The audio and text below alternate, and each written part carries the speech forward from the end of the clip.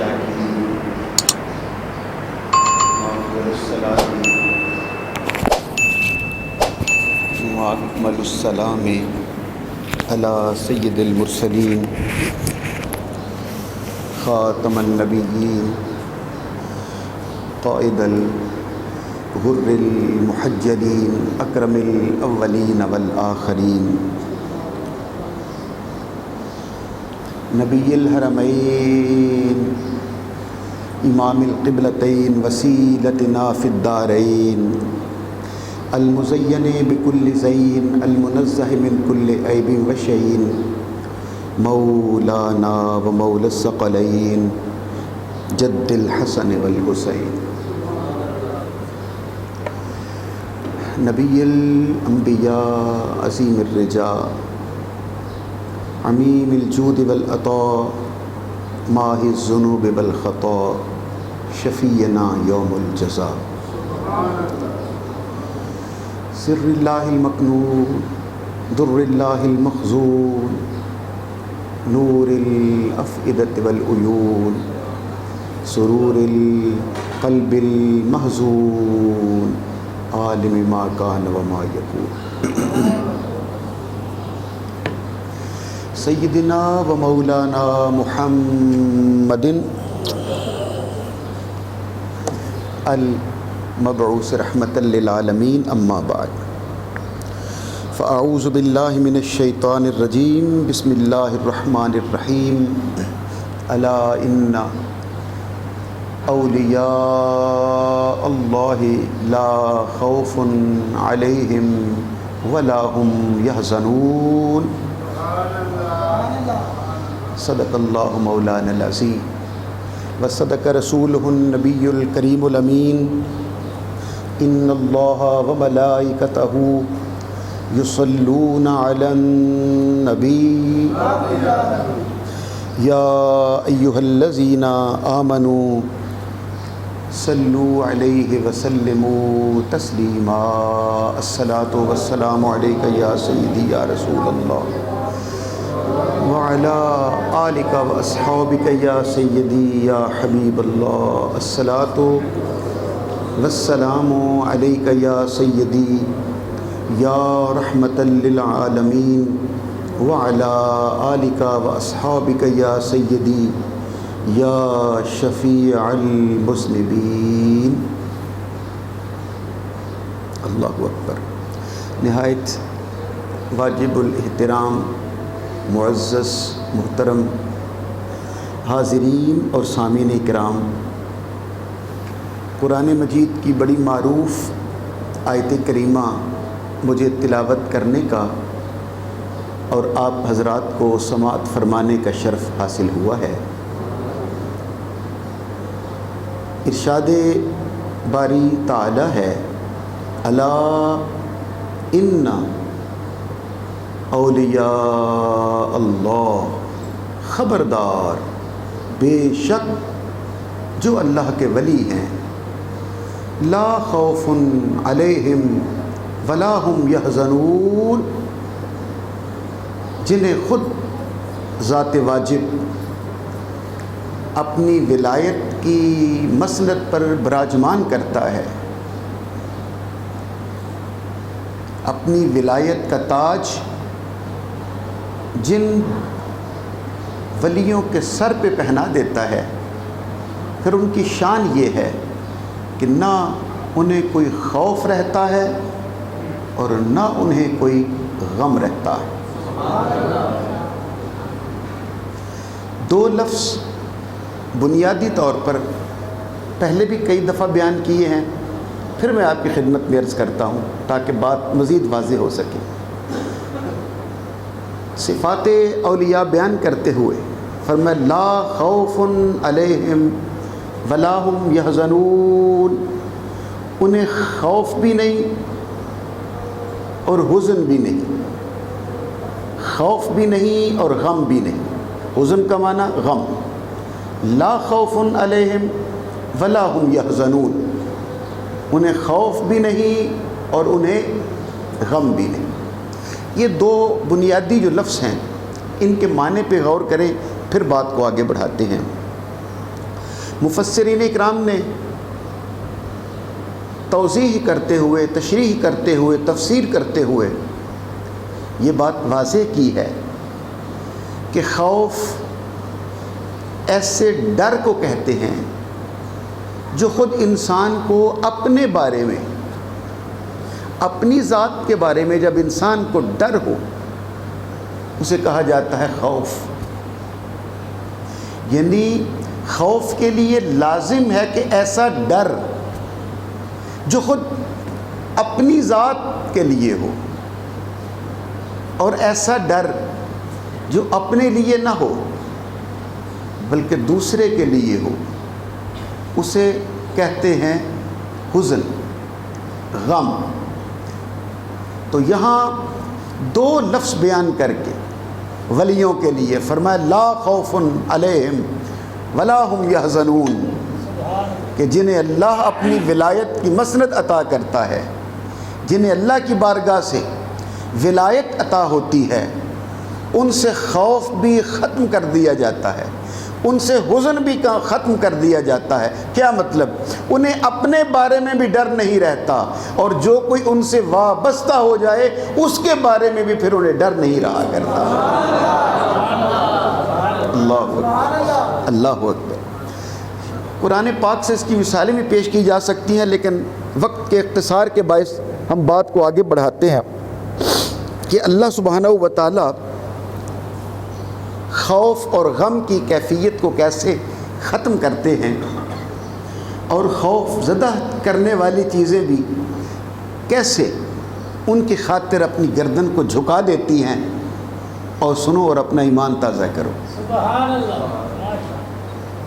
دھوپ سے اندر آئیں تو پھر میٹھی میٹھی نیند بھی آنے لگتی ہے، ذرا جاگیے گا۔ اور ولیوں کی سب سے پہلی صف، اولیاء اللہ کی سب سے پہلی صف امت مسلمہ میں کون سی ہے؟ صحابہ کرام کی۔ حضور کی امت کے ولیوں کی پہلی قطار، پہلی صف بولیے نا کون سی ہے؟ رسول پاک کے صحابہ کرام کی، جنہیں ایمان خود آقائے دو عالم نے کلمہ پڑھا کے عطا کیا، اور زیارت مصطفیٰ کر کے جو مومن بنے۔ اس سے بڑی خوش قسمتی کیا ہو سکتی ہے؟ لیکن اب اس میں ہمارا کوئی قصور تو نہیں تھا کہ ہم اس دور میں پیدا نہیں ہوئے، اور ظاہر ہے اگر یہ چیز ہمارے من میں آ سکتی ہے تو حضور کے ذہن اقدس میں کیوں نہیں آئی ہوگی؟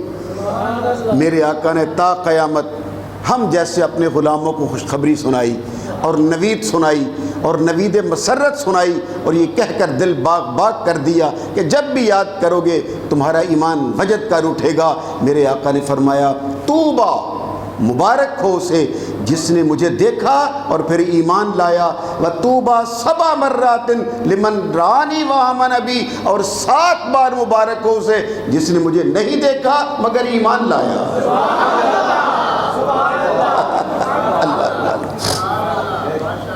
یہ ہے رحمت اس محبوب کی کہ کسی کو میرے آقا نے محروم نہیں رہنے دیا ہے۔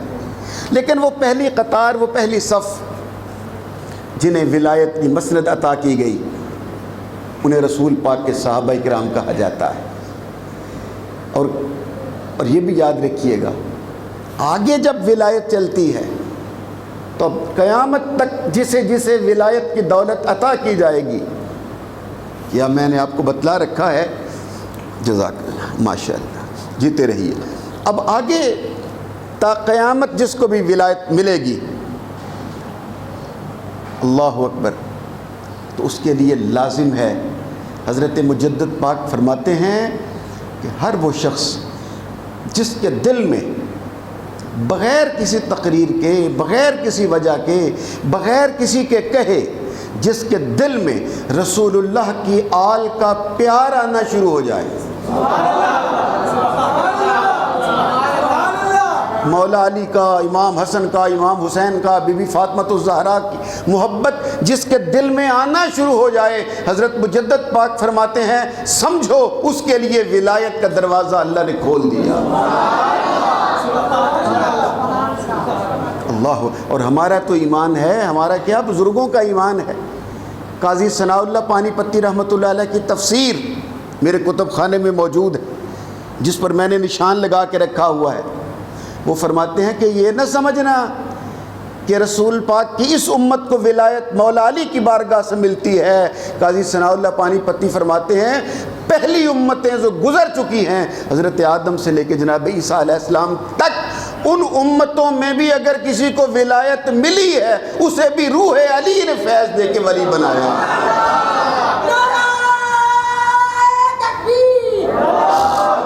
اللہ یا رسول اللہ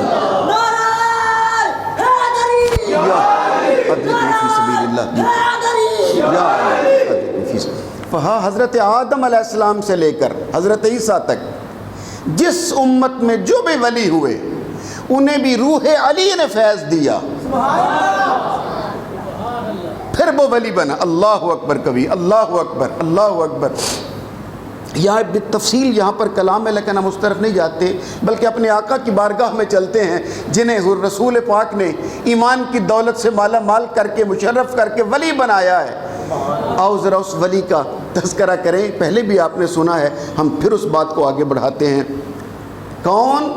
ان کا نام ہے حضرت سفینہ رضی اللہ تعالی۔ نام تو کوئی اور ہے، نام تو کوئی اور تھا، کتابوں میں لکھا ہوا ہے، لیکن یہ میرے آقا کی عنایتیں ہیں کہ ایک دن یہ حضرت ام سلمہ کے غلام تھے، لیکن انہوں نے حضور کی بارگاہ میں پیش کر دیا۔ سفر میں جا رہے تھے تو کسی نے اپنی چادر، رسول پاک نے اپنی چادر اپنا سامان دیا تو انہوں نے کندھے پہ رکھ لیا، دوسرے نے بھی رکھ دیا، تیسرے نے بھی رکھ دیا۔ جب میرے آقا نے دیکھا میرا غلام سب کا سامان اٹھائے خوشی خوشی سے جا رہا ہے، میرے آقا نے مسکرا کے فرمایا یہ تو ہمارا سفینہ ہے۔ اللہ اکبر، اللہ اکبر۔ اور قربان جائیں اس سفینہ پر بھی اس نے اس کے بعد اس نام کو چھوڑ دیا جو ماں باپ نے رکھا تھا، اس نے کہا آج کے بعد میرا نام سفینہ ہے، کیونکہ رسول پاک نے محبت سے لیا۔ جو لفظ میرے لیے میرے آقا نے مسکرا کے کہہ دیا میرا یہی نام ہوگا۔ یہ دوران سفر کشتی میں سوار تھے، بحری جہاز میں سوار تھے۔ حضرت عثمان غنی رضی اللہ تعالیٰ عنہ کے دور سے بحری جہاد کا آغاز ہوا، بحری جہاد کا آغاز ہوا، بحری جہاز بنے اور پھر بحری جہازوں کے ذریعے بحری جہاد کا آغاز ہوا۔ سمجھ لگ رہی ہے؟ یہ کہتے ہیں کہ میں کشتی میں بحری جہاز میں سوار تھا، سفر چل رہے تھے اور اس قدر باد و باران اور سیلاب کی کیفیت آئی اور ایسا مد و جزر سمندر میں پیدا ہوا کہ ہمارا جہاز ٹوٹ گیا، ٹوٹ پھوٹ گیا۔ کچھ لوگ نکل گئے، کچھ بہہ گئے، کچھ غرق آب ہو گئے، پانی میں شہید ہو گئے۔ یہ کہتے ہیں کہ جب مجھے ہوش آیا تو میں نے دیکھا کہ میں ایک لکڑی کے تختے پر سوار تھا اور وہ لکڑی کا تختہ نہ جانے کتنے دن سفر کرتے کرتے کرتے کرتے ایک جزیرے پہ جا لگا۔ سمندر کے دوران جو خشک جگہ ہو اسے جزیرہ کہتے ہیں، جس کی چاروں طرف پانی ہو اسے کہتے ہیں جزیرہ، اور جس کے تین طرف پانی ہو ایک طرف خشکی ہو اسے کہتے ہیں جزیرہ نما۔ سمجھ لگ رہی ہے؟ یہ ہمارے ملائیشیا، انڈونیشیا، سنگاپور یہ جزیرے ہیں، لیکن سعودی عرب جزیرہ نما ہے کہ تین طرف پانی ہے ایک طرف خشکی ہے۔ چلو یہ تو اچھی بات ہے، آپ کے ذہن میں رہے گی۔ وہ کہتے ہیں جزیرے پہ وہ میرا تختہ جا کے لگا، میں نیچے اترا اور میں نے نشانات سے دیکھا کہ یہ جزیرہ جنگلی جانوروں کے رہنے والا ہے، اور میں اللہ نے مجھے سمندری طوفان سے تو بچا لیا ہے، لیکن یہاں اس جنگل میں پتہ نہیں میرے ساتھ کیا ہوگا۔ اور یہ جو قدموں کے نشان لگے ہوئے ہیں یہ تو شیر کے قدموں کے نشان ہیں۔ یعنی لوگ سفر کرنے والے، صحراؤں میں سفر کرنے والے نشان قدم سے پہچانتے تھے کہ کہ یہاں سے کون سا قافلہ گزرا ہے، کون سی سواری گزری ہے۔ آپ حیران ہوں گے یہ بات سن کر کہ وہ اہل عرب اس قدر دانا لوگ ہوا کرتے تھے کہ جس اونٹنی پر سوار ہو کر اگر کوئی مسافر گزر گیا ہوتا تھا تو یہ بھی جان لیتے تھے کہ یہ اونٹنی جو ہے یہ بھی خالی پیٹ سے ہے، یہ اس کے پیٹ میں بچہ بھی ہے۔ میں نے جب وہ کتابیں پڑھی اور قدیم عربوں کے احوال پڑھے تو انسان دنگ حیران پریشان رہ جاتا ہے۔ وہ اہل عرب کا یہ خاصہ تھا کہ وہ جان پہچان لیتے تھے قدموں کے نشان کو دیکھ کر۔ میرا خیال ہے میں آپ کو ایک فکرہ یاد کراتا ہوں تاکہ آپ کی آنکھیں ذرا کھلیں اور نیند دور ہو جائے۔ جب حضرت رسول اللہ شب ہجرت حضرت ابو بکر صدیق کو ساتھ لے کے غار ثور پر گئے تھے، پتہ نہیں آپ کہاں تھے، تو کیا آپ نے واقعہ نہیں سنا کہ ابو جہل اور اس کے ساتھی اور وہ جو رہبر بن کر آیا تھا اور ان کو ساتھ لے کر آیا تھا کہ میں آپ کو بتلاؤں گا کس طرف گئے ہیں، اور عین سیدھا انہیں سفر کراتا ہوا غار ثور کے دروازے تک لے گیا۔ یہ تو آگے اللہ کی مرضی تھی کہ اللہ نے نہ دیکھنے دیا۔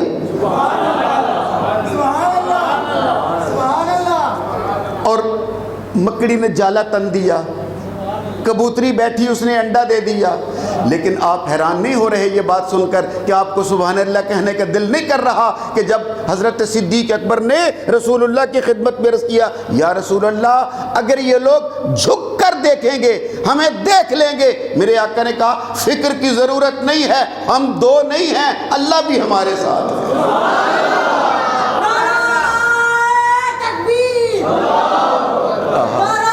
سارے بولیے یار، یا رسول اللہ، یا رسول اللہ۔ کیا فرمایا تھا؟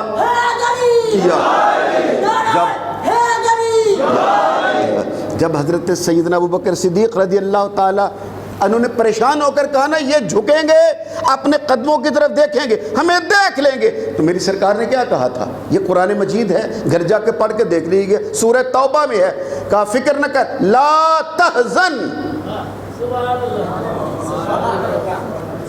پتہ نہیں آپ کہاں تھے، کیا کہا؟ لا تحزن۔ وہ جہاں میں نے آیت شروع کی تھی کچھ ذہن مبارک میں ہے، ایک ہوتا ہے خوف اور ایک کہتا ہے حزن۔ خوف ہوتا ہے اپنے بارے میں، حزن ہوتا ہے دوسرے کے بارے میں۔ اب سمجھ آ رہی ہے؟ میری سرکار نے کہا لا تحزن، یہ نہیں کہا کہ خوف نہ کھا، بلکہ کہا ابو بکر غم نہ کر، ہم دو نہیں ہیں، ان اللہ معنا، اللہ بھی ہمارے ساتھ ثانی اثنین اذ ہما فی الغار لا تحزن ان اللہ معنا، اللہ ہم دونوں کے ساتھ ہے۔ اللہ اکبر۔ میرا خیال ہے ابھی آپ لطف نہیں لے رہے ہو، میں تیزی کے ساتھ بات کو آگے بڑھانے کی کوشش کرتا ہوں، تیزی کے ساتھ بات کو آگے بڑھانے کی کوشش کرتا ہوں۔ وہ تو رب کائنات کا امر تھا کہ جس نے ان معزز مہمانوں کو ان کو دیکھنے کی جرت نہ دی، ورنہ جو راہبر بن کے وہ بدو تھا عرب کا، وہ تو انہیں لے گیا تھا سیدھا، اور جب رستے میں ابو جہل اسے ڈانٹ رہا تھا اور بلکہ کہوں گالیاں بھی دے رہا تھا کہ یہاں تو ان کا کوئی نام و نشان نہیں ہے اور تو ہمیں کہاں لے کے آ گیا ہے، تو آپ حیران ہوں گے یہ بات سن کر۔ وہ بدو اپنی سواری سے نیچے اترا اور اس نے وہاں پر اونٹ کی ایک مینگنی اٹھا کر اسے پھوڑ کر دیکھا تو اس میں ایک کھجور کی کھائی ہوئی کھجور کی گٹھلی تھی، تو اس نے گٹھلی نکال کے دکھاتے ہوئے کہا ابو جہل میرے ساتھ لڑنے کی ضرورت نہیں ہے، کیا یہ گٹھلی تمہیں بتا نہیں رہی ہے کہ یہ اونٹنی جو ادھر سے گزری ہے وہ صحرا میں کھانے والی نہیں ہے، اس نے شہر کی خوراک کھائی ہوئی ہے۔ اللہ اللہ اللہ اکبر، اللہ اکبر، اس نے شہر کی خوراک کھائی ہوئی ہے۔ اللہ اکبر۔ یہ تو میرے سرکار کا کرم تھا کہ اللہ نے انہیں محفوظ رکھنا تھا، لیکن وہ بہر صورت لے گیا تھا۔ اسی طرح سفینہ نے بھی جب جزیرے پہ اترے، وہ کہتا ہے میں نے دیکھ لیا کہ یہ جنگلی جانوروں کا جزیرہ ہے اور میں سمندر سے تو بچ گیا ہوں لیکن یہاں پتہ نہیں میرے ساتھ کیا بنے گا۔ اور یہ حدیث شریف میں آتا ہے کہ وہ حضرت سفینہ کہتے ہیں جب میں ابھی سوچ ہی رہا تھا تو وہی ہوا جس کا ڈر تھا، وہی ہوا جس کا ڈر تھا، جس کا مجھے خطرہ تھا، کہ اچانک میں نے دیکھا کہ مجھے شیر کے دھاڑنے کی اور شیر کے غرانے کی آواز آئی۔ جب میں نے مڑ کے دیکھا تو شیر تھا جو بھوکا تھا اور منہ کھولے ہوئے تھا، اور ان قریب میرے اوپر حملہ آور ہونے کے لیے، وہ چھلانگ لگانے کے لیے تیار تھا، اور میں نے دیکھا کہ شیر غرا کر دھاڑ کر میرے اوپر حملہ کرنے لگا ہے اور جھپٹ کر مجھے یہ کھا جائے گا اور مار ڈالے گا۔ لیکن اس سے پہلے کہ شیر جھپٹ کے میری طرف آتا، میں نے فوراً شیر کی آنکھوں میں آنکھیں ڈال کر کہا یا ابا الحارث انا مولا رسول اللہ، او شیر دھیان سے حملہ کرنا، ہم بھی کسی کے غلام ہیں۔ اللہ اکبر، اللہ اکبر۔ یا ابا الحارث، یہ شیر کو خطاب دے رہے، یا ابا الحارث، او جنگل کے بادشاہ، انا مولا رسول اللہ، مجھے ایسے ہی آوارہ نہ سمجھنا، مجھے تہی دامن نہ سمجھنا، مجھے تنہا نہ سمجھنا، انا مولا رسول اللہ، میں رسول اللہ کا غلام ہوں۔ آپ سب نے سبحان اللہ نہیں پکارا، شاید آپ کا دل نے کیا۔ حضرت سفینہ کہہ رہے ہیں، صحابی رسول کہہ رہے ہیں، شیر کو کہہ رہے ہیں، شیر کو مخاطب کر کے کہہ رہے ہیں، جنگل میں کہہ رہے ہیں، اس کے غار کے سامنے کھڑے ہو کے کہہ رہے ہیں، او جنگل کے بادشاہ، ہم بھی کسی کے غلام ہیں۔ اب میں آپ کو میرا خیال ہے یہاں روکتا ہوں ایک لمحے کہ انا مولا رسول اللہ، میں رسول اللہ کا غلام ہوں۔ لفظ مولا ایسا لفظ ہے جو غلام کے لیے بھی بولا جاتا ہے اور آقا کے لیے بھی بولا جاتا ہے۔ جیسی عبارت ہوگی ویسا ترجمہ کریں گے۔ سمجھ آ رہی ہے؟ ذرا آپ کے چہروں پہ مسکراہٹ نہیں آ رہی ابھی تک، محبت کے ساتھ سنو نا۔ جیسی عبارت ویسا معنی۔ تو مولا کا معنی غلام بھی ہے، مولا کا معنی آقا بھی ہے۔ میرا خیال ہے میں آپ کو ادھر ادھر کی باتیں سنانے کی بجائے سیدھا اپنے آقا کے اس قافلے پہ لیے چلتا ہوں جو غدیر خم کے مقام پہ آقا نے روکا ہوا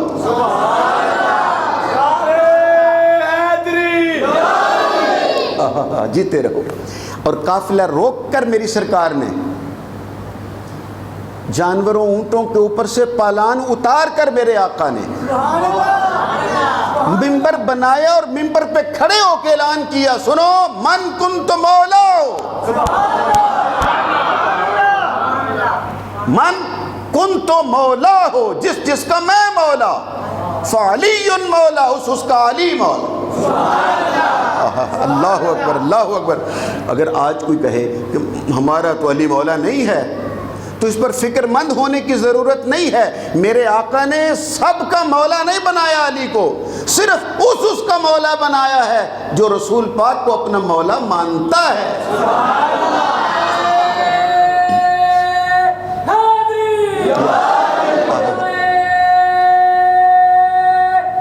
حیدری۔ تو یہاں لفظ مولا کس معنی میں ہوگا؟ جس جس کا میں آقا، بولو نا، جس جس کا من کنت مولا فعلی مولا، اس کا علی بھی آقا۔ ایک بار محبت سے کہو نا، اللہ آپ سب کو سلامت رکھے۔ معلوم یہ ہوا کہ جیسی عبارت ہوگی ویسا ہی معنی کیا جائے گا، ہر لفظ کا ایک ہی معنی نہیں ہوتا۔ تو جب ایک معنی نہیں ہوتا تو پھر جب آیت پڑھتے ہیں مولوی صاحبان، قل انما انا بشر مثلکم، جب مولا کے لیے غلام کا معنی بھی کر سکتے ہو، آقا کا معنی بھی کرتے ہو، تو لفظ بشر، بشر تو لفظ ایک ہے، لیکن یاد رکھیے گا لفظ مولا جب مولا علی کے لیے آئے گا تو معنی اور ہوگا، جب سفینہ کے لیے آئے گا تو معنی اور ہوگا۔ بالکل ایسے ہی لفظ بشر جب ہمارے لیے آئے گا تو معنی اور ہوگا، جب رسول اللہ کے لیے آئے گا تو معنی اور ہوگا۔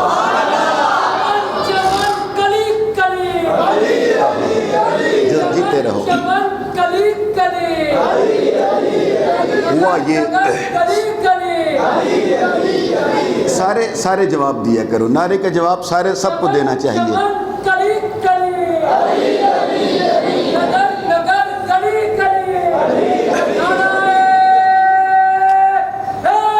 یا سلامت رہیے. میں مزید آگے بات کرتا ہوں، اسی کشتی پر بات کرتے ہیں. وہ حضرت سفینہ کی آواز سن کر جب شیر نے آواز سنی نا، یا ابا الحارث، حملہ کرنے والے ذرا دیکھ لینا، سوچ سمجھ کے حملہ کرنا. میں تہی دامن نہیں ہوں، میں بے مرشد نہیں ہوں، میرے گلے میں بھی پٹا ہے اور وہ رسول اللہ کا پٹا ہے.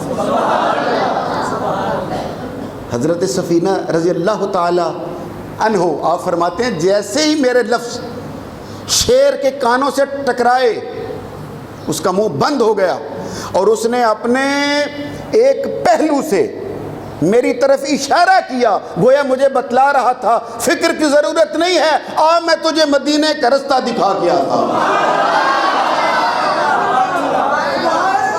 اور میں حدیث پاک آپ کو سنا رہا ہوں. حضرت سفینہ کہتے ہیں وہ شیر میری رہنمائی کرتے ہوئے، میری رہبری کرتے ہوئے، میرے آگے آگے چلتا ہوا مجھے مدینے کے رستے پہ لے آیا.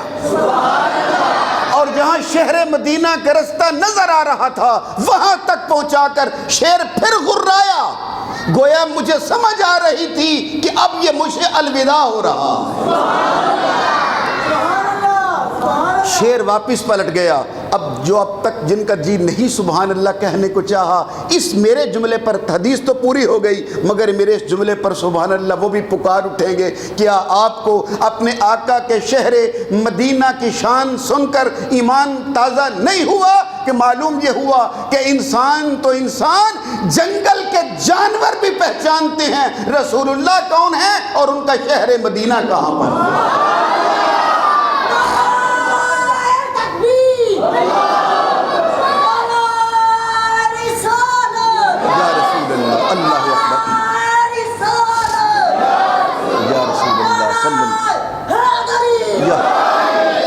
یہ تو یا علی لو یا غوث اعظم لو. میرا خیال ہے اس کشتی پر میں آپ کو ایک اور ایمان افروز بات سناتا ہوں.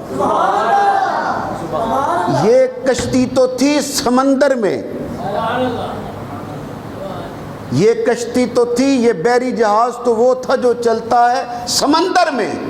یہ ٹوٹ بھی جاتا ہے، یہ بکھر بھی جاتا ہے، یہ غرق آب بھی ہو جاتا ہے. ایک کشتی وہ بھی ہے جو ٹوٹتی بھی نہیں، خراب بھی نہیں ہوتی، رستہ بھی نہیں بھٹکتی. آپ سوچ رہے ہو کہ وہ کون سی کشتی ہے، تو خود سنو. میرے آقا نے کہا، مدینے والی سرکار نے کہا، مثلو اہل بیتی کسفینۃ نوح، میری اہل بیت کی محبت حضرت نوح کی کشتی کی طرح ہے. جو سوار ہو گیا وہ منزل کو پا گیا، جس نے مخالفت کی وہ ہلاک ہو گیا، وہ غرق ہو گیا.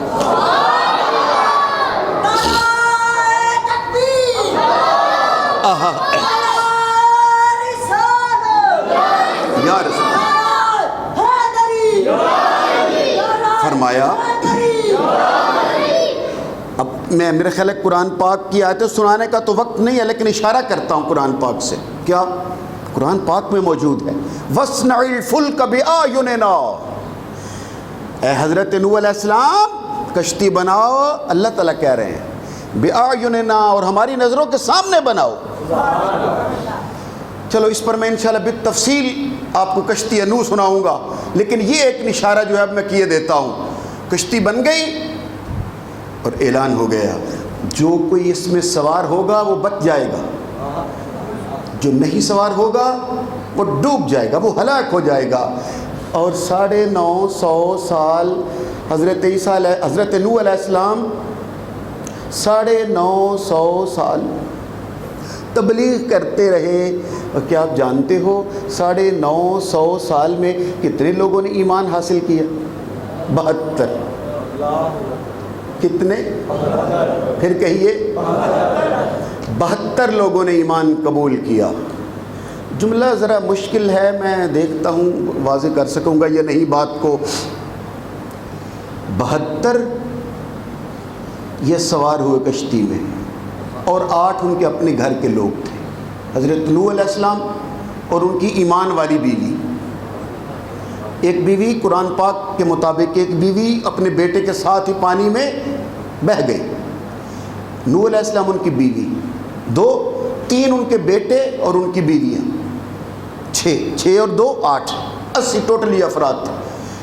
سامنے وہ کنان کھڑا تھا، یہ میری بات نہیں ہے، یہ قرآن پاک کہہ رہا ہے۔ کنان سامنے کھڑا تھا، حضرت نوح علیہ السلام کا بیٹا۔ حضرت نوح علیہ السلام نے کہا بیٹے آجا کشتی میں سوار ہو جا، بچ جائے گا۔ اس نے کہا نہیں، میں پہاڑ پہ چڑھ جاؤں گا۔ حضرت نوح علیہ السلام نے کہا بیٹے آج کوئی پہاڑ نہیں بچائے گا، بچنے کی کوئی صورت نہیں ہے سوائے کشتی نوح کے۔ مگر بیٹا سوار نہ ہوا۔ اتنی دیر میں پانی کی موج آئی اور کنان کو اس کی ماں سمیت بہا کے لے گئی۔ میں انشاءاللہ اس پر تفصیلاً تقریر کروں گا، لیکن یہ جملہ تو میں آپ کے ذہنوں میں ڈال دوں کہ حضرت نوح کا بیٹا تھا، کشتی میں نہیں بیٹھا، کشتی کو چھوڑ دیا، ہلاک ہو گیا۔ تو کیا خیال ہے، سگا بیٹا ہو، کشتی میں سوار نہ ہو، ہلاک ہو جاتا ہے، تو اہل بیت اطہار کو بھی تو حضور حضرت نوح کی کشتی کی طرح کہہ رہے ہیں۔ اب بات سمجھے نہیں ہے، حضرت نوح علیہ السلام کی کشتی کی مخالفت کرنے والا بیٹا بھی نہیں بچ سکا، تو جو رسول اللہ کی اہل بیت اطہار کی محبت کی کشتی کی مخالفت کرنے والا ہو، وہ کیسے بچ سکتا ہے؟ وہ کیسے بچ سکتا ہے جو اہل بیت اطہار کی محبت کی کشتی کی مخالفت کرنے والا ہو؟ اس لیے میرے آقا نے 2 لفظ ارشاد فرمایا من تخلف عنہا ہلک وغرق، جو میرے اہل بیت کی محبت کی کشتی کی مخالفت کرے گا وہ ہلاک ہو گیا، وہ غرق ہو گیا۔ یہ 2 لفظ، ایک لفظ بھی کافی تھا لیکن نہیں، 2 لفظ کہے۔ علماء کرام فرماتے ہیں میرے آقا نے 2 لفظ اس لیے ارشاد فرمائے تھے کہ کئی دفعہ پانی میں گرنے والا بچ بھی جاتا ہے، کئی دفعہ پانی میں گرنے والا بچ بھی جاتا ہے، تو فرمایا ہلاک وغرق، کہ پانی میں گرنے والا تو بچ سکتا ہے لیکن اہل بیت اطہار کی مخالفت کرنے والا نہ اس دنیا میں بچ سکتا ہے نہ اس دنیا میں بچ سکتا۔ اللہ اکبر کبیرہ۔ اللہ تعالی ہمیں ہمیشہ اہل بیت اطہار کی محبت کے ساتھ ساتھ رکھے۔ ایک لفظ اور کہہ کے بات آگے بڑھاتا ہوں حضرت، پھر زندگی میں کسی کے کام آئے گی یہ بات۔ جب شیر دھاڑ کر حملہ آور ہونے لگا تھا تو حضرت سفینہ رضی اللہ تعالی انہوں نے کیا کہا تھا، یا ابا الحارث انا مولا رسول اللہ، دھیان سے حملہ کرنا، انا مولا رسول اللہ، میں رسول اللہ کا غلام ہوں۔ تو رسول تو 313 ہیں،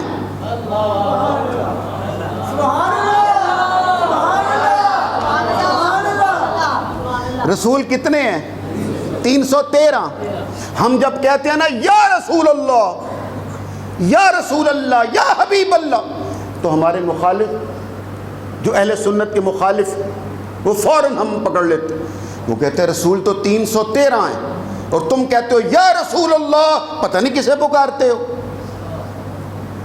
رسول تو 313 ہیں، تم نام تو لیتے نہیں ہو، تم کہتے ہو یا رسول اللہ، لبیک لبیک یا رسول اللہ۔ جب تم نام نہیں لیتے ہو کیا پتہ چلے گا کس رسول کو پکار رہے ہو؟ ہم انہیں بتلانا چاہتے ہیں، کسی اور کو پتہ چلے یا نہ چلے، جسے پکارتے ہیں اسے پتہ چل جاتا ہے مجھے کون کون پکار رہا ہے۔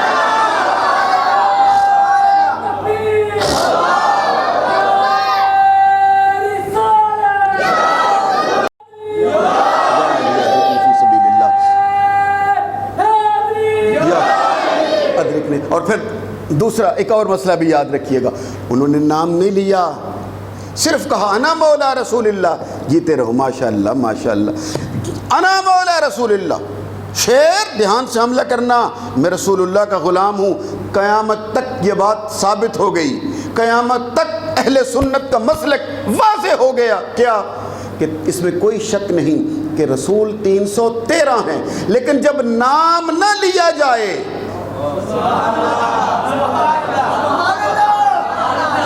جب نام نہ لیا جائے، جب محمد نہ کہا جائے، احمد نہ کہا جائے، رسول صرف خالی رسول کہا جائے، حضرت ابو طالب کا بھتیجا نہ کہا جائے، حضرت عبداللہ کا در یتیم نہ کہا جائے، آمینہ کا لال نہ کہا جائے، جب نذیر بشیر داعی اللہ سراج منیر نبی رسول شاہد مبشر نذیر، جب کوئی نام نہ لیا جائے، صرف کہا جائے رسول اللہ، نام لیے بغیر خالی رسول اللہ سے اور کوئی مراد نہیں ہوتا، صرف آمینہ کا لال مراد ہوا کرتا۔ اللہ اکبر کبھی اللہ، میرا خیال ہے میں آپ کو دلیل کے طور پر ایک آیت سناؤں؟ سو گئے؟ جاگ رہے ہو تو آیت سناؤں؟ بسم اللہ الرحمن الرحیم۔ عالم ارواح میں، عالم ارواح میں رب کائنات نے، یہ ہے قرآن مجید اور تیسرے سپارے کے آخری حصے میں یہ آیت ہے، بسم اللہ الرحمن الرحیم۔ وَإِذْ أَخَذَ اللَّهُ مِيثَاقَ النَّبِيِّينَ، جب اللہ نے وعدہ لیا 1.25 لاکھ نبیوں سے، سارے بولو نا، کتنے نبیوں سے؟ کہاں؟ عالم ارواح میں، عالم بولو نا، عالم ارواح میں، ازل میں۔ ابھی حضرت آدم علیہ السلام اور ان کی اولاد کا یہ سلسلہ شروع نہیں ہوا، حضرت آدم علیہ السلام اور ان کی اولاد کے سلسلے کے شروع ہونے سے پہلے وَإِذْ أَخَذَ اللَّهُ مِيثَاقَ النَّبِيِّينَ 1.25 لاکھ نبیوں کو جمع کیا اور رب کائنات نے خطاب کیا، اور رب کائنات نے خطاب کرتے ہوئے کہا وَإِذْ أَخَذَ اللَّهُ مِيثَاقَ النَّبِيِّينَ لَمَا آتَيْتُكُم مِّن كِتَابٍ وَحِكْمَةٍ، اے 1.25 لاکھ نبیوں سنو، غور سے سنو، جب میں تمہیں کتاب دے دوں، جب تمہیں حکمت دے دوں، جب تمہارے نام کے کلمے پڑھے جا رہے ہوں اور جب تمہاری شریعت کے ڈنکے بج رہے ہوں، لما آتیتکم من کتاب و حکمت ثم جاءکم رسول، اور پھر تمہارے پاس رسول آ جائے۔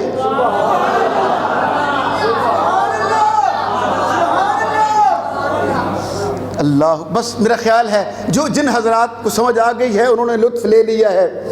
اے نبیو ثم جاءکم رسول، پھر تمہارے پاس رسول آ جائے۔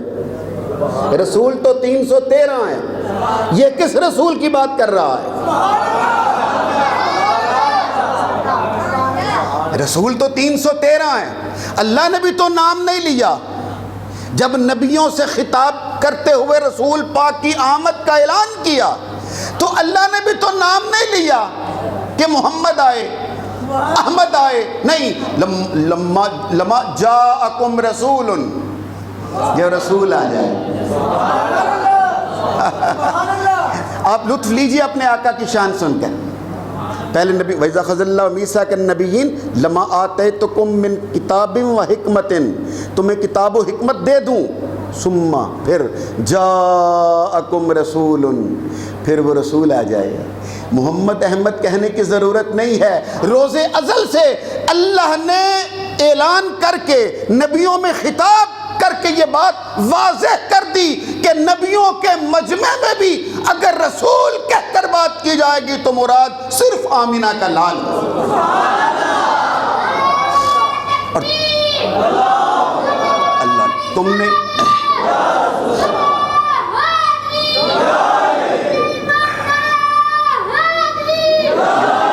جیتے رہو جیت۔ اچھا میرا خیال ہے ایک آیت اور سناتا ہوں، پڑھوں آیت؟ بسم اللہ الرحمن الرحیم، پہلا سپارہ۔ وَإِذْ يَرْفَعُ إِبْرَاهِيمُ الْقَوَاعِدَ مِنَ الْبَيْتِ وَإِسْمَاعِيلُ رَبَّنَا تَقَبَّلْ مِنَّا إِنَّكَ أَنْتَ السَّمِيعُ الْعَلِيمُ۔ حضرت ابراہیم علیہ السلام خانہ کعبہ کی دیواریں بنا رہے تھے، اور جب دیواریں بنا چکے، خانہ کعبہ کی تعمیر پوری کر چکے، اب ہاتھ اٹھا کے کہتے ہیں باری تعالیٰ ہم نے تیرا گھر بنا دیا، ہماری اس محنت کو قبول فرما اور اپنا گھر بسانے کے لیے، آباد کرنے کے لیے بنا ہم نے دیا ہے۔ اس گھر کو آباد کرنے کے لیے ربنا وابعث فیہم رسولا، اپنا رسول یہاں بھیج دے۔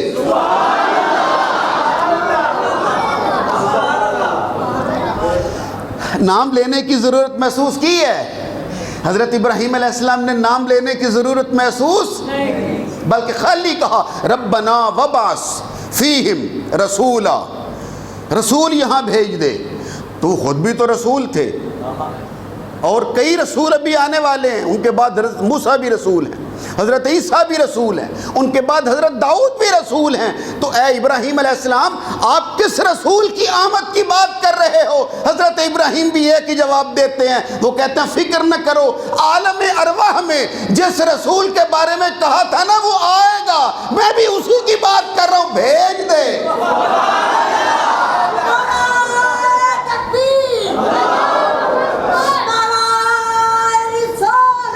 یا رسول اللہ صلی اللہ علیہ وآلہ وسلم۔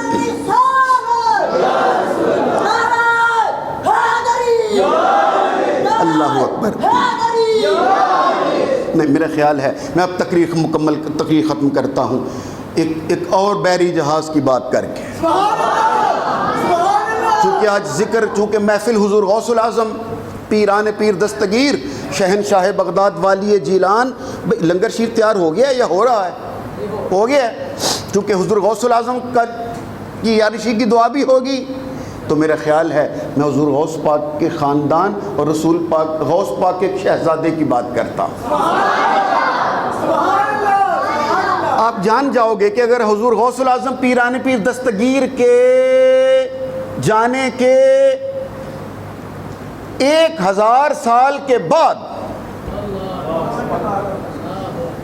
بلکہ 1000 نہیں 1200 سال، کتنا عرصہ بولو؟ 11.5 1200 سال بعد آنے والا حضور غوث پاک کا ایک شہزادہ ہے، حضور غوث پاک کے نسب سے تعلق رکھنے والا، حضور غوث پاک کے شجرے سے تعلق رکھنے والا ایک ولی اللہ ہے جس کا نام ہے سید غوث علی شاہ۔ سید غوث علی شاہ قلندر پانی پتی رحمت اللہ علیہ،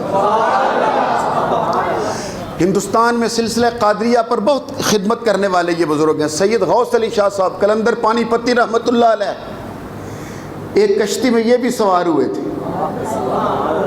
نہیں، آپ اگر نہیں سننا چاہتے تو پھر تقریر مکمل، چھوٹی سی بات ہے، اپنا ایمان تازہ کرو۔ اور سنو، حضور سید غوث علی شاہ، حضور غوث العظم پیران پیر دستگیر کے اس شہزادے کی بات کریں تاکہ ہم غوث العظم تک پہنچ جائیں۔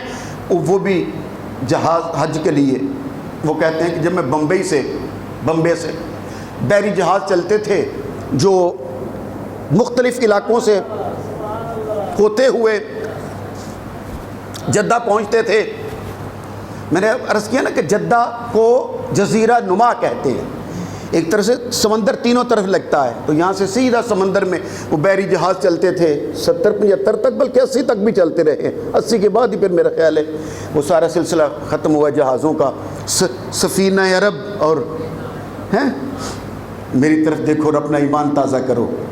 سید غوث علی شاہ صاحب کہتے ہیں جب ہم جہاز میں بیٹھ گئے اور وہ جہاز چل پڑا تو میں نے وہ جو جہاز کا کپتان تھا اس سے پوچھا، کپتان سے کہا کہ کتنا عرصہ ہو گیا تجھے یہ جہاز چلاتے ہوئے اور مدینے کے مسافر لاتے اور لے جاتے ہوئے؟ کاش میں ترنم کی طاقت رکھتا تو میں آپ کو پھر شعر پڑھ کے سناتا کہ جس نے مدینے جانا کر لو تیاریاں۔ ہاں جی، اس نے کہا کیپٹن بولو کتنا عرصہ ہو گیا؟ اس نے کہا حضرت صاحب میں بچپن میں اپنے باپ کے ساتھ اس کام پہ لگا تھا اور اب بوڑھا ہو گیا، میرے بچے بھی جوان ہو گئے، شادی شدہ، تب سے میں مسافروں کو مکے مدینے جدے حج کے لیے عمرے کے لیے لا رہا ہوں، لے جا رہا ہوں۔ تو حضرت سید غوث علی شاہ صاحب قلندر پانی پتی رحمۃ اللہ علیہ فرماتے ہیں میں نے اس سے کہا حاجیوں کو تو لا رہے ہو، لے جا رہے ہو، عمرے کے زائرین کو لا رہے ہو، لے جا رہے ہو، کیپٹن یہ بتلاؤ کوئی مرد بھی دیکھا ہے؟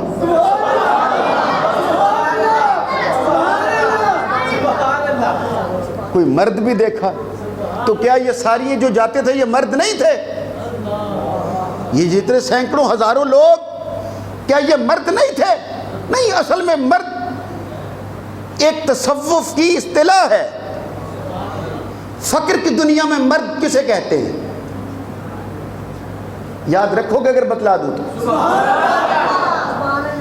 طالب الدنیا، جو دنیا کا طالب ہو، جو دنیا طلب کرنے والا ہو، جو سونا چاندی ریال درہم دینار روپیہ پیسہ مکان کوٹھی جائیداد زمین جو طالب الدنیا ہو، اسے فقر کی دنیا میں، طریقت اور معرفت کی دنیا میں اسے کہتے ہیں طالب الدنیا مؤنث۔ جو دنیا کا طالب ہو وہ مؤنث ہوتا ہے۔ مؤنث کسے کہتے ہیں؟ عورت کو۔ طالب الدنیا مؤنث، اور طالب الاخرى آخرت کا طالب، وہ فرماتے ہیں طالب الدنیا مؤنث والطالب الاخرى مخنث۔ مخنث کہتے ہیں خواجہ سرا کو، ہجڑے کو، خسرے کو۔ فقر والے کہتے ہیں جو آخرت کا طالب ہو، جو جنت کی طلب میں محنت کرتا ہے، وہ مخنث ہے۔ اور طالب المولا مذکر، وہ کہتے ہیں مرد اسے کہتے ہیں جو آخرت اور جنت کے لیے کوشش نہیں کرتا، مرد اسے کہتے ہیں جو اللہ کو پانے کے لیے کوشش کرتا۔ اللہ اکبر۔ طالب جزاک اللہ، مالک برکت عطا فرمائے۔ تو حضرت وہ پوچھ رہے ہیں سید غوث علی شاہ صاحب، آپ فرماتے ہیں کیا کوئی مرد بھی دیکھا؟ اب سمجھ آ رہی ہے؟ نہیں، آپ نے سبحان اللہ نہیں کہی، شاید میں بات واضح نہیں کر سکا، میں شاید بات واضح نہیں کر سکا۔ میں ایک اور مثال دیتا ہوں۔ 1 دن 2 دن 30 دن 40 دن 39 دن ہو گئے تھے جنگ خیبر کرتے ہوئے، اور خیبر کا قلعہ فتح نہیں ہوا تھا۔ اور پھر بخاری شریف میں آتا ہے میرے آقا نے رات کو مغرب کی نماز پڑھ کے کہا تھا کل یہ جھنڈا میں ایک مرد کو دوں گا۔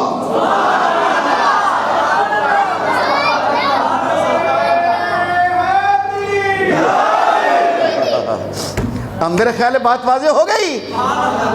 لَأُوتِيَنَّ الرَّايَةَ رَجُلًا، کل میں ایک مرد کو جھنڈا دوں گا، رجلن، وہ مرد ہوگا اور جھنڈا لے کے جائے گا، یحب اللہ ورسولہ ویحبہ اللہ ورسولہ، وہ اللہ رسول سے محبت کرتا ہے، اللہ اور اس کا رسول اس سے محبت کرتے ہیں، وہ فرار ہونے والا نہیں ہے، اس کے ہاتھ پہ اللہ نے خیبر کو فتح کر دیا۔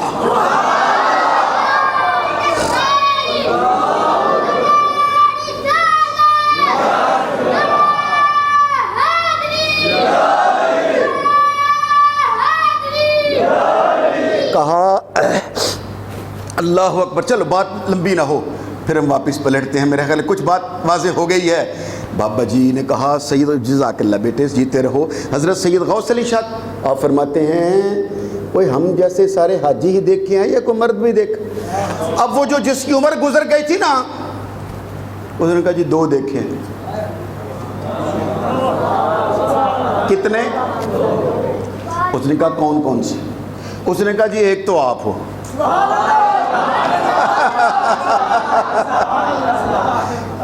حضرت نے مسکرا کے کہا اچھا مجھے چھوڑو، دوسرے کی بتلاؤ۔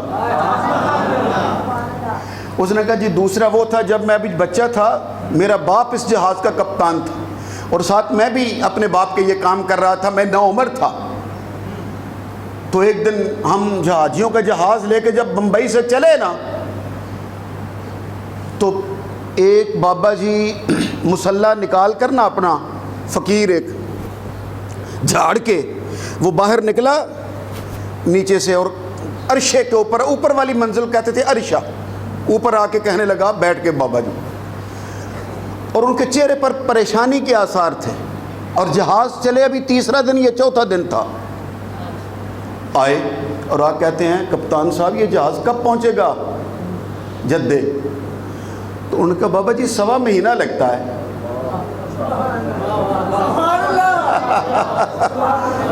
کتنے دن بولو؟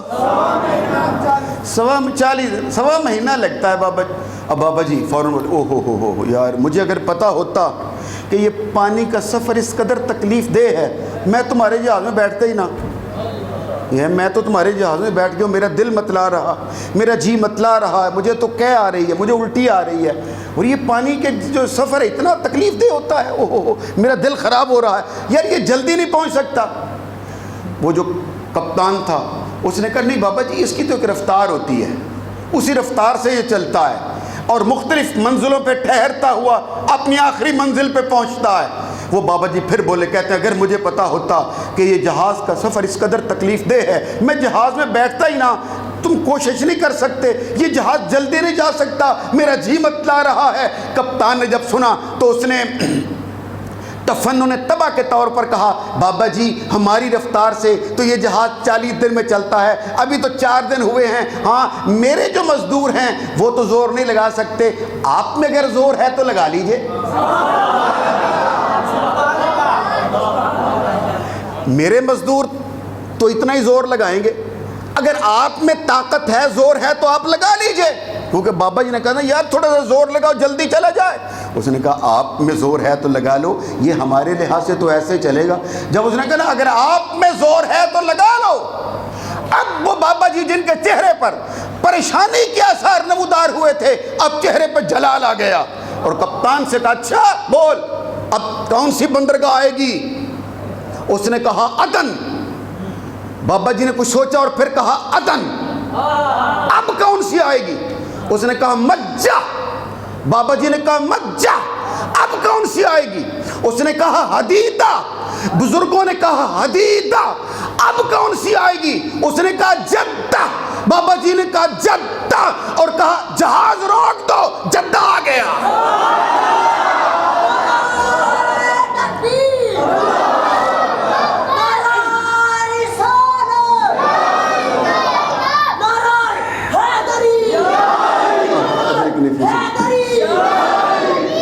جیتے رہو، اللہ اکبر.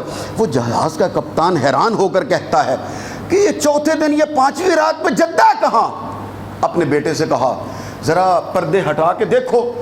وہ لڑکا جو بات سنا رہا تھا وہ کہتا ہے جب ہم نے پردے ہٹا کر دیکھا تو ہمیں روشنیاں نظر آنے لگیں. ہم اور زیادہ حیران ہوئے کہ یہ روشنیاں کہاں نظر آ رہی ہیں. اور پھر چھوٹی کشتی نیچے اتاری گئی، اس میں خدام کو اتار کر دیکھا گیا کہ پتہ کرو یہ کون سی جگہ پہ ہم آ گئے ہیں. انہوں نے واپس آ کے کہا جدہ آ گیا ہے. بابا جی کہاں گئے ہیں؟ اس نے کہا وہ مسلح کندھے پہ رکھ کے ادھر سے ایسے ہی اتر کے نکل گئے ہیں. کہ یہ سید صاحب جن کے غوث الاعظم کے یہ شہزادے جن کی بات سنا رہا، وہ کہتے ہیں اچھا یہ تو یہ بابا جی تھے، دوسرے اس نے کہا دوسرے آپ ہو. تو انہوں نے کہا کیپٹن صاحب میرے بارے میں تو نے کیسے گری کا ہو سکتا ہوں؟ تو وہ کہتا ہے اس لیے کہ میری ساری زندگی گزر گئی، آج تک مجھ سے کسی نے یہ بات نہیں پوچھی تھی. مجھے سمجھ آ گئی کہ بزرگوں کی بات پوچھنے والا بھی کوئی نیک ہی ہو سکتا.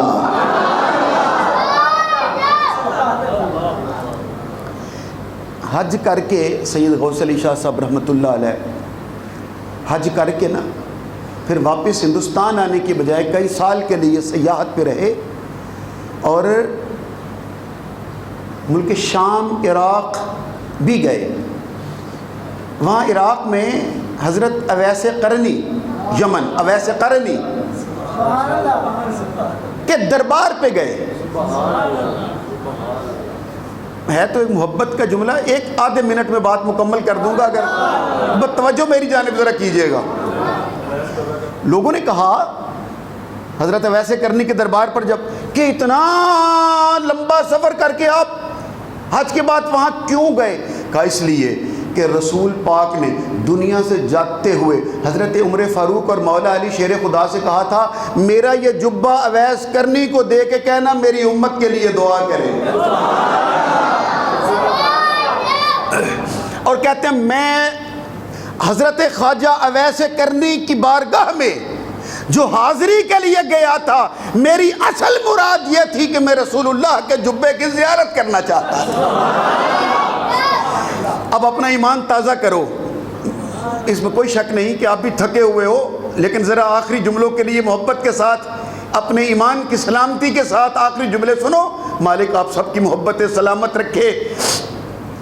وہ یہ ہے، آپ کہتے ہیں کہ جب میں وہاں پہنچا اور وہ جو آستانہ عالیہ کے خدام تھے یا منتظمین تھے، ان سے کہا کہ میں اس جبے کی زیارت کرنا چاہتا ہوں جو رسول پاک نے جبہ حضرت خواجہ ویس کرنی کے لیے بھیجا تھا، مجھے دکھایا گیا تو میں نے وہ جبہ اٹھایا اور اپنے سر پہ رکھ لیا،